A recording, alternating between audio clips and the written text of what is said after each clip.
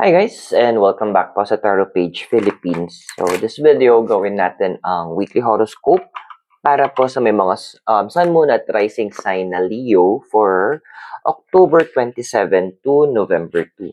Dadaan mo ang birthday ko.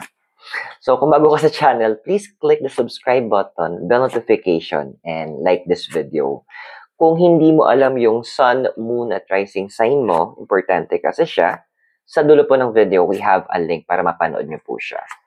Readings are for guidance purposes, so use your free will wisely. At kung gusto niyo pong magpa-schedule ng private readings or spellworks, or gusto niyo magbigay ng donation ng GCash Maya, the number or the details are in the description below, or you can use the thanks button sa baba.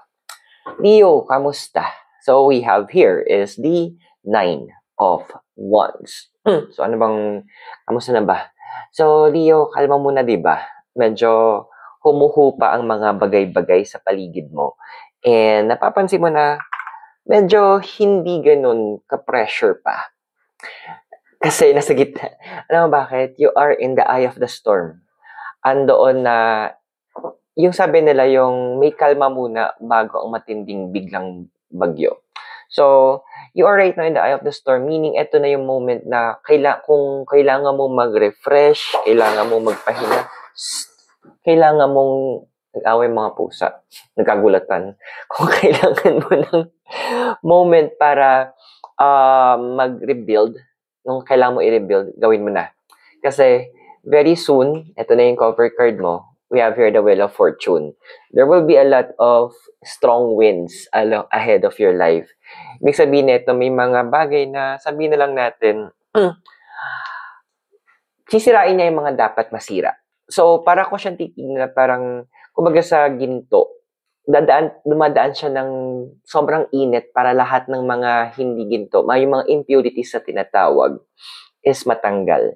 So, get ready. Kasi magkakaroon ka ng tinatawag ng refiner's fire. So, in different aspects ng life mo to, pwedeng tamaan to sabay-sabay or isa man or a combination siya. Pwedeng sa finances mo, sa personal life, pwedeng sa love life, it's in your health, lahat. So, andito na mga maraming babaguhin ng universe. May mga tatanggalin siya, may mga i-refine siya. Because there is something big that is about to happen para sa'yo. Kaya yun. Tingnan natin sa mga further cards mo. Now, sa desire card mo kasi, we have here is yung 5 of Swords. So, andoon na, napapansin mo na parang sana maging, yung nasa space ka na gusto mong sumunod doon sa process, pero andun din yung point na hindi mo alam kung ano yung papahinatnan mo. So, ganun talaga, my dear. Very, ang magiging para kasi Elsa sa Frozen 2 na Into the Unknown. Kasi, only in the unknown can you expand. Only sa unknown ka lang pwede magkaroon ng mga discovery.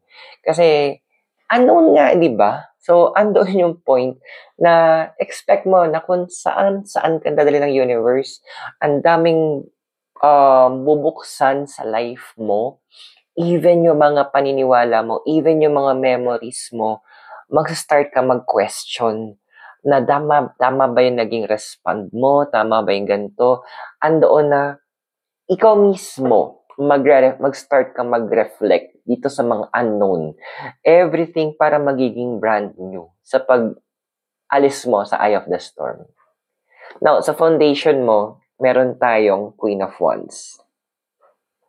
Now, in your foundation kasi, ang maganda nito, meron kang mga anchors around you. So, these anchors pwedeng mga tao to, pwedeng lugar, na kung saan mostly tao to na sila yung tutulong sa'yo para to make sure na sa right track ka.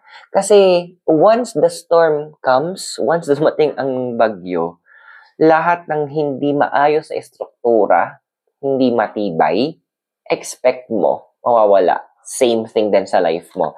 And this person or this group of people, sila yung tutulong para makasigurado na fully anchored ka kung nasaan ka man ngayon. Now, sa past mo kasi, nasanay ka din naman, with the Two of Swords na siguro sanay ka ikaw yung nagli-lead. Well, Leo is also a leader on its own. And andoon din na nasanay ka siguro na mostly solo trip ka or kung may kasama ka man, ikaw yung nag-oversee, ikaw yung nangunguna, ikaw yung brains, ikaw yung nasusunod. That will change, kapatid. The universe will alter that to the point na i-integrate ka niya sa community. Kasi, sabi nga, di ba, no man is an island. And especially kapag may mga sakuna, di ba? Doon nagsasama-sama, doon nagkakaroon yung tinatawag natin yung bayanihan, di ba? Doon nagkakaroon ng bayanihan para ma-ensure na lahat, yung mas mabilis maayos yung mga bagay-bagay, mas mabilis magkakatulungan yung mga tao.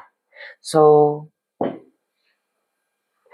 basta, kakaiba yung mga changes na parating sa'yo. Kasi ito yung, ito yung desire ng universe para sa'yo, to be you, yung future na ikaw. We have here is yung Queen of Pentacles.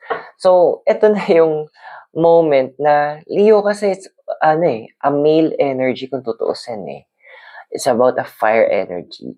So, nawawala yung part ng female energy. So, ibabalance ka ng universe. That's why, i-integrate ka niya sa community para magkaroon ka ng connection in terms of not just in leadership, but also doon sa pagkakapwa-tao. Yung pakikibagay, pakikiconnect. And ito na yung moment na kung saan may kita mo na yung bigger picture na ang laki pala ng community. Ang laki pala nung hindi lang pala ito yung ginagalawan ko. Tagang magkakaroon ng bigger connections and disconnections, mga magiging bago mong, maybe we could call them friends, sila yung mga masabi natin survivors din ng storm na same na dinaanan mo din. And magiging strong connections tong mga to.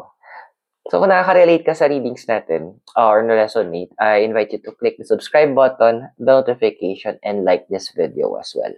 But for now, tuloy natin yung reading mo. So, your physical environment we have here is the Hangman. So, si Hangman, andun kasi na na sabi lang natin na naging madalas na ikaw yung feeling ikaw yung nagiging sacrifice, ikaw yung nag-a-adjust, ikaw yung umiintindi. Well, that will be changing right now.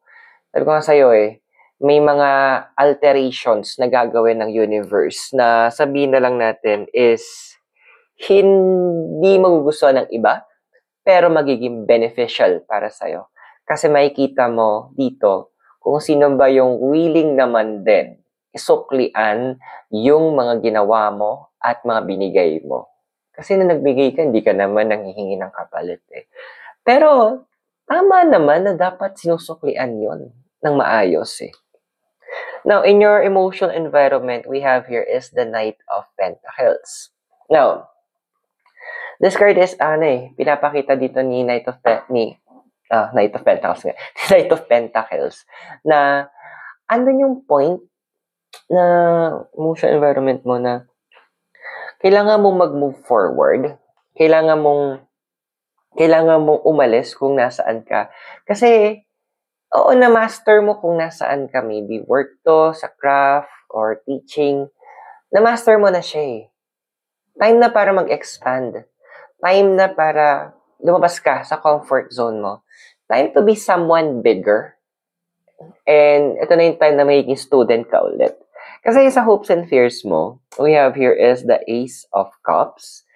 Andoon na dito matetest din yung mga relationship na meron ka, especially dun sa romantic, yung fear mo na baka hindi kami magtagal or baka magkaroon kami ng pag-aawayan. Alam mo, ito yung titawag natin sa astrology as opposition.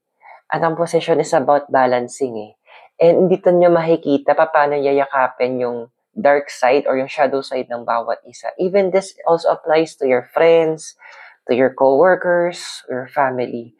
Kasi this is your possible future. We have here the Five of Cups.